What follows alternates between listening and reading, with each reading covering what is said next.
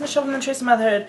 Welcome to my adoption series where every week I talk about something adoption related, whether it's an adoption update or just something about the adoption process in general or whatever. So I wanted to do one of my goals, pre-adoption, pre-placement sort of thing, and I realized I need to split it up into two parts because my first one I wanted to go into a lot of detail with and didn't want to make it horribly long for you guys.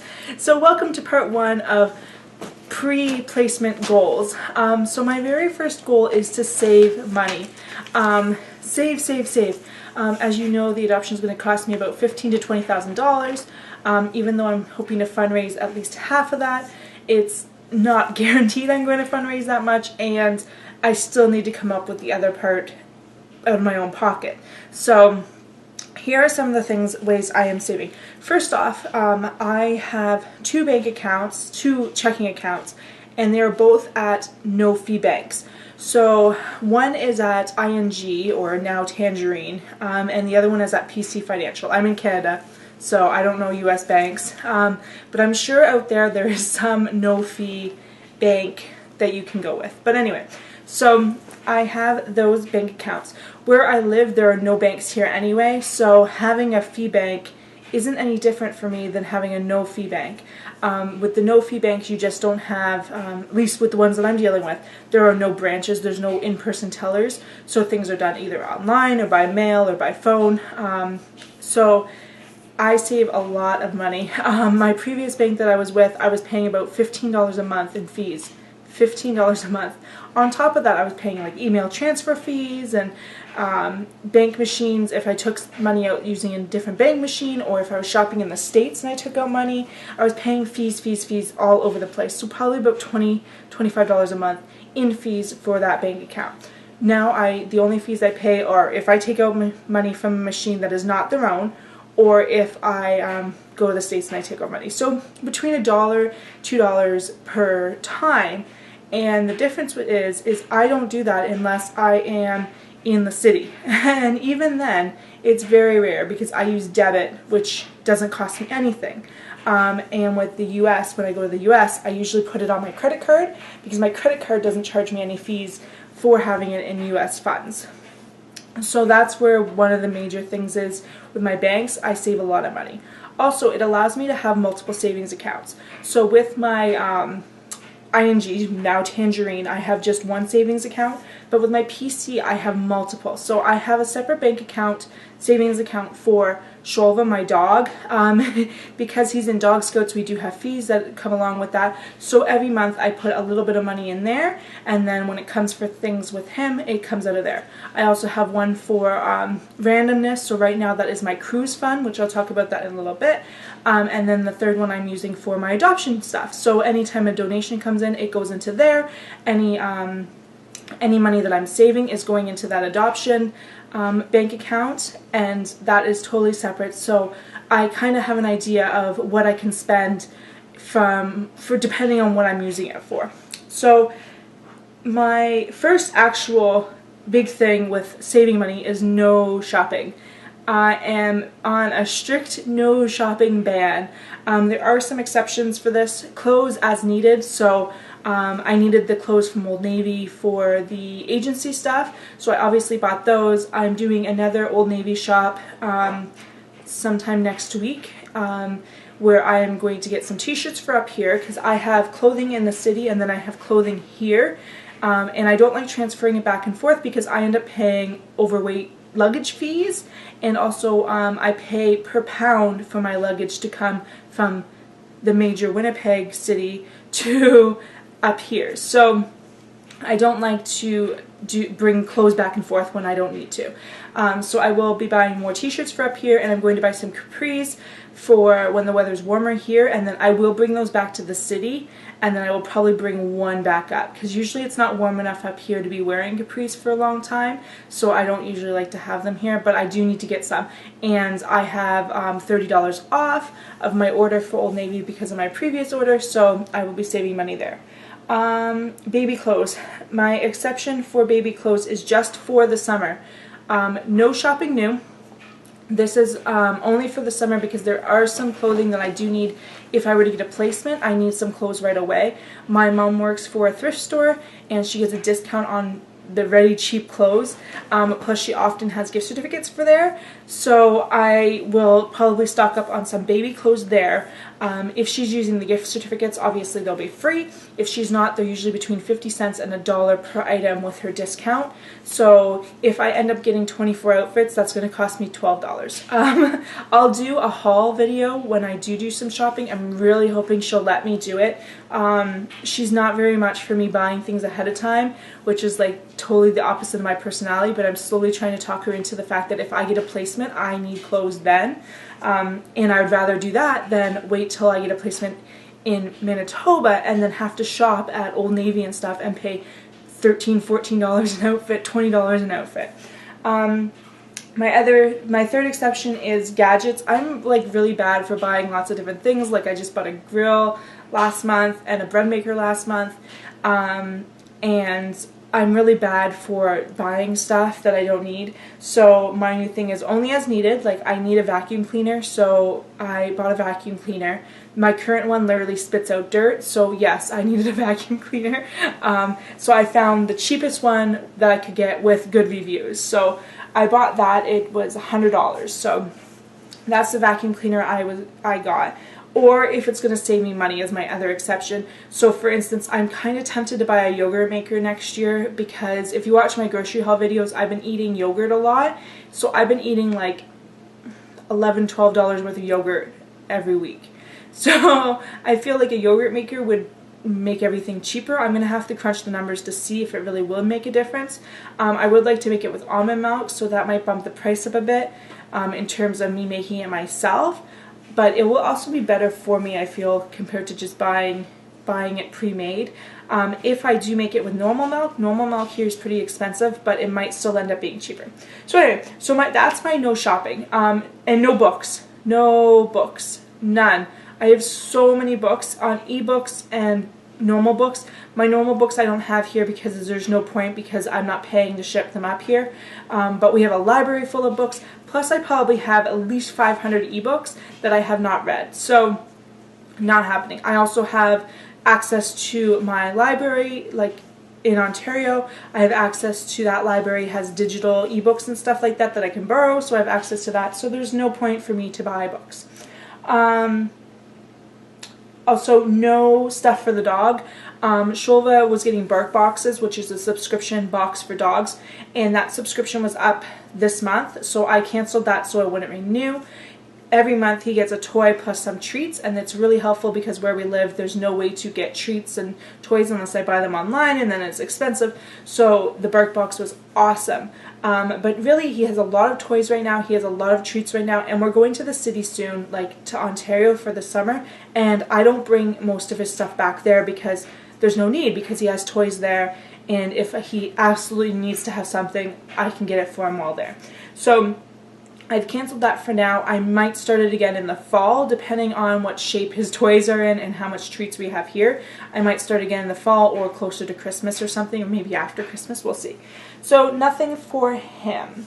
When I do shop online, I use Ebates. I'll post a referral link down below. I think you get $10 and I get $10 if you sign up using this link. I only have, like, it's the Canadian one. I'm not sure if that applies to the US one as well, but I'll post my referral link so you can give me $10 if you want. And so what I do is anytime I'm shopping, like through Amazon or Walmart, I go through, or Old Navy, I go through the Ebates website, and then it gives me cash back. It's not usually a lot, it's like $1 or $2, but it adds up over time. And plus when you have stuff like the referral links and the startup money and stuff, I've gotten about $50 back, and I've only been signed up since December, so like 4 or 5 months, and I've gotten $50, so about $10 a month. Mind you, now that my shopping is going to drop, that's probably going to drop, but whatever. My other thing is Swagbucks. I'll post a referral link down below for that as well, so you can sign up if you want. What that is you can do surveys, or you can do like a poll, or even just searching the internet, and you get points. And these points can be then cashed in for stuff like Amazon gift cards. There's tons and tons that you can, different gift cards. There's more for the States than there is Canada.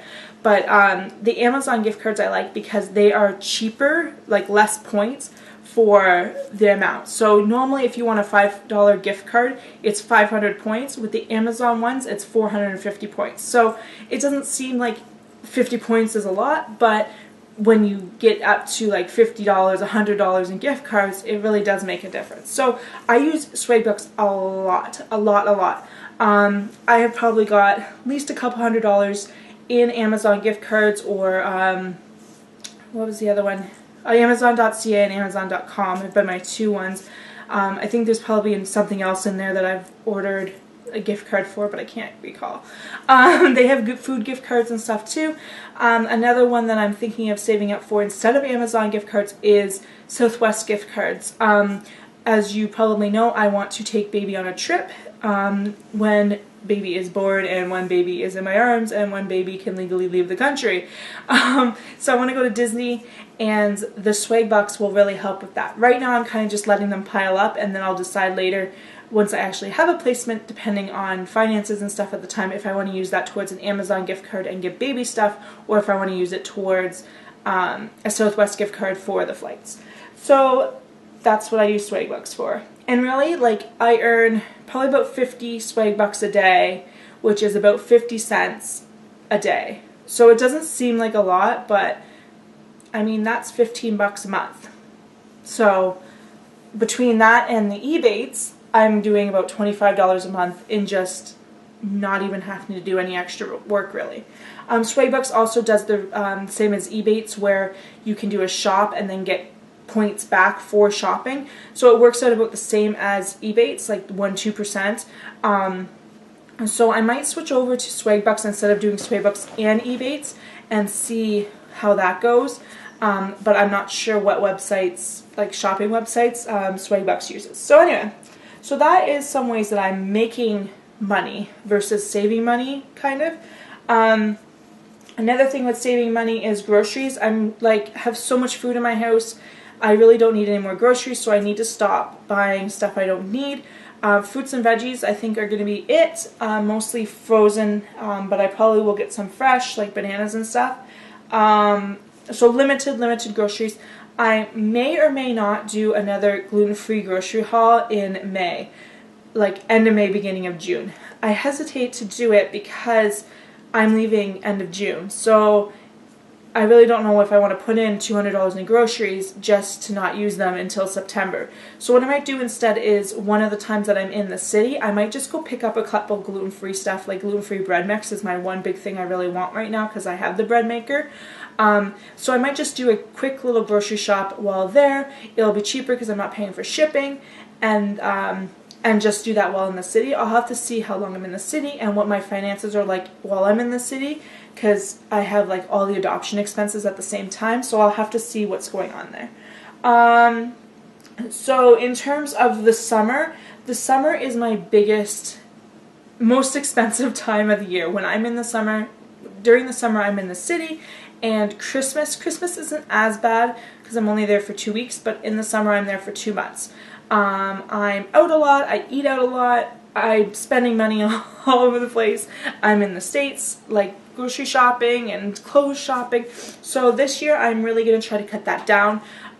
So for entertainment, we always do the drive-in, so I'm going to stick with that. Drive-in once a week. It costs me less than $10 a week to go to the drive-in, because we either do carload night, which is $15 for the whole carload, or we do cheap night, which is like $6 or $7 per person, which we see 2 movies. So anyway, so that will be my entertainment. Also, there's stuff like geocaching and letterboxing that we have done in the past, and hiking, and Shulva is working on a bunch of Dog Scout badges, so we will have to be doing some of that in order to earn his Dog Scout badges. So I will be saving money by doing free stuff. Also takeout. I'm really bad for takeout in the summer because I don't have it like ever here, because I don't get it here. So I'm really bad for eating a lot of takeout, which it kind of goes with my weight loss goal, where I need to cut that down. I think I'm going to limit it to once a week with the drive-in. Probably go get drive-in food, or go get food and then go to the drive-in, or get food at the drive-in, and that will be it. If I am out with my mom or something and she wants to buy me takeout, sure, but I'm not going to actually spend the money on it myself. I'm also going to try to mooch off my mom as much as possible for groceries and see what happens there, but I can't guarantee that's going to happen because I'm trying to move more towards gluten-free. I've been doing really bad with that lately. Anyway, and then there's the cruise. The cruise, I have that separate bank account for. What I've been doing is, because I'm no longer TTCing, I'm putting my TTC money into that. So exactly what I had budgeted before for TTC, I'm just transferring it into that cruise fund. So the cruise is actually paid for. The cruise, the flights, what else? My insurance for it is paid for. I'm making my brother drive to the airport. That was one of my conditions, that if we were going to go on this, I am not paying for a shuttle because it's like $100 a person for a shuttle. So I told him, nope, you can drive. So he is going to drive to the airport and we'll pay the parking, which I think is like $60, so $30 a person. So I still have to pay for that. I still have to pay for our excursions, which the other thing was with the cruise, I was only going to do cheap excursions. So for all our excursions, I believe it's a little bit over $100. So I still have that to pay for. And I think that's it. Oh, our hotel, because we're going down the night before, is paid for. So just basically our excursions and the parking and food the day before, because we are going down the day before. Breakfast is included the day of the cruise from the hotel, but yeah, I think we just have the excursions and the parking to pay for, and then obviously souvenirs, which I usually am pretty cheap with souvenirs to begin with, usually just a keychain. Because I've done this cruise before, I will only be getting one keychain because there's only one port that I haven't been to, so I'm going to get one keychain and possibly a t-shirt from there as well. We'll see. We'll see how fat I am then too, because I've gained weight since the last cruise, so unless I'm going to be a size smaller, I am not going to be able to fit anything that they sell. So anyway, so that's my thinking, is that I will be perfectly fine because I still have a few more months before that, and my TTC money is quite expensive, like $300 a month, or cycle, and I'm going by per cycle. I'm not going per month, I'm going by per cycle. So per cycle, and I still have a few more months to go, and yeah, so excursions are about 100, the parking is going to cost me about 30, and then if I budget like $50 for souvenirs, I'll be fine. Anyway, so the last thing is camp. I am going to camp, Dog Scout camp in the summer. That's already paid for. That's been paid for a while. It's really cheap and food's included, and I'm camping, so the site was like $12 a night. Anyway, so my only expenses with that are gas, which last year it cost me $100 round trip in gas. The toll to get over the bridge, which I think was like $2. And then there's a few meals, which I think last year I spent maybe $20 in meals outside of camp, basically driving there, driving back. This year I am staying one night longer, so I will need money for a little bit of food outside of that. And then badges. Last year I spent a lot of money on like t-shirts, and I bought his uniform, and I bought a couple other things, and this year I'm not going to be doing that because there's one t-shirt that I will get. There's new t-shirts every year, so I will get the yearly camp t-shirt, which I think is like $25, and then I will buy whatever badges he earns at camp, which are $25 each. So depending on how he does. Last year he earned 4 badges, so I'm probably going to budget about $200 for camp, for like food and badges and the t-shirt, and then I'll budget another 100 for gas. So that is actually Shulva's bank account, which has money in it already and will continue. I usually only put like $25 a pay in there, so like $50 a month, but it's not a big deal. I will have to pay for his shots before he goes, because his shots go in July. It worked out perfectly for camp because I'm not in the city until July, and then camp's at the end of July, mid-July, so it's always just worked out perfectly with it. And that wasn't planned, that just is how his shot schedule worked out. because of when he was born and stuff. So anyway, so that is kind of my rundown on money and how I'm trying to save and what I'm spending money on that I'm trying to keep to be as limited as possible. I'm pretty good with budgeting. Like right now, my rent comes off my pay. My rent and my utilities come off my pay before I get the money because I live in housing provided by my employer. So my money, once it comes in, is all mine. And right now I put about 80 to 90% into a savings, one of my savings accounts. So a significant portion of my pay goes into savings.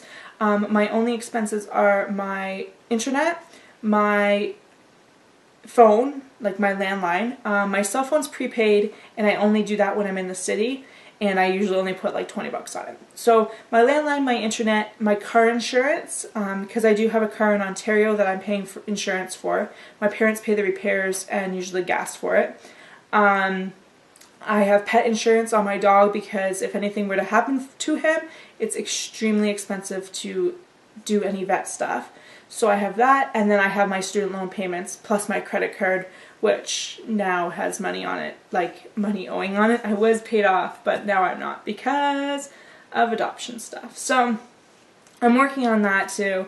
But anyway, this is probably ridiculously long, and yeah, so thanks for watching part 1. You're probably so glad I split this into 2 parts, but that is the financial part of my goals for pre-adoption. I do also want to pay off that credit card, but I need to survive summer first. I need to survive until I'm approved for the adoption. That's my goal right now. First goal, survive till my first thing in the end of May, and then my second goal, survive summer, and then third goal, survive the home study fees and stuff like that. So anyway, that's it for this week. Thanks for watching.